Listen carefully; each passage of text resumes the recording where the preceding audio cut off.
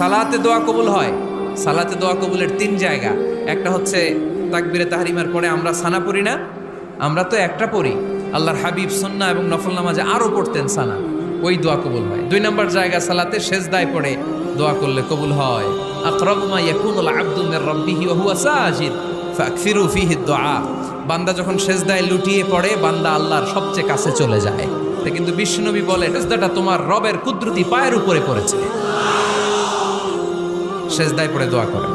সালাম ফিরানোর আগে বিশ্বনবী দোয়া করতেন, লা ইউসাল্লিমান্না আহাদুকুম হাত্তা ইয়াতাআওয়াযা মিন আরবা'a। আল্লাহর হাবিব বললেন, চার জিনিস থেকে পানাহ না আছে আমার কোন উম্মত যেন সালাম না ফিরায়। তারা যেন পড়ে, আল্লাহুম্মা ইন্নী আউযু বিকা মিন আযাবিল কবর, আউযু বিকা মিন আযাবি জাহান্নাম, আউযু বিকা মিন ফিতনাতিল মাহইয়া ওয়াল মামাত, আউযু বিকা মিন ফিতনাতিল মাসিহিদ দাজ্জাল। আল্লাহ কবরের আযাব থেকে বাঁচাও, আল্লাহ জাহান্নামের আগুন থেকে বাঁচাও, আল্লাহ জীবন মরণ